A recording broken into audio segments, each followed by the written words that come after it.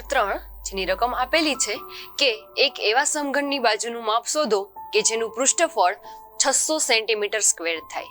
એટલે કે અહીંયા સમઘનના પૃષ્ઠફળ આપેલું છે, તેના પરથી તેની બાજુની લંબાઈ છે તે શોધવાની છે. તો સૌપ્રથમ તો બાજુની લંબાઈ ધારી લઈએ કે તે x સેન્ટીમીટર છે.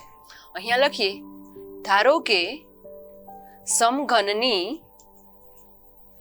બાજુની લંબાઈ બરાબર x સેમી. હવે સમઘનના પૃષ્ઠફળનું સૂત્ર છે 6l², જ્યાં l એટલે કે બાજુની લંબાઈ દર્શાવે છે. અહીં આપણે l ના બદલે x નો ઉપયોગ કરીએ તો સૂત્ર થશે કે સમઘનનું પૃષ્ઠફળ બરાબર 6 ગુણ્યા x².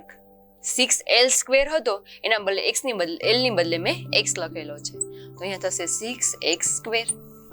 તો હવે સમઘનનું પૃષ્ઠફળ જે રકમમાં આપેલું છે એ છે 600 સેમી સ્ક્વેર. તો હવે આ બંનેને સરખાવીએ તો અહીંયા થશે સમઘનનું પૃષ્ઠફળ એટલે કે 600 બરાબર 6x².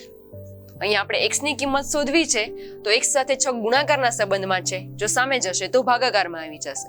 તો અહીંયા થશે 600/6 બરાબર x². અહીંયા છેદ ઉડી શકે છે, 100 ગુણ્યા 6 એટલે 600 થશે, એટલે કે x² બરાબર 100. 100 છે એને આપણે 10 ના વર્ગ તરીકે પણ લખી શકીએ. તો હવે બંને બાજુએથી વર્ગ કાઢી નાખીએ તો જવાબ મળશે x બરાબર 10 સેન્ટીમીટર.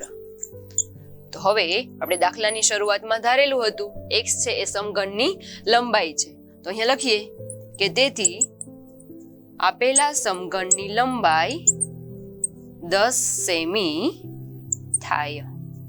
આ થશે આપણો જવાબ.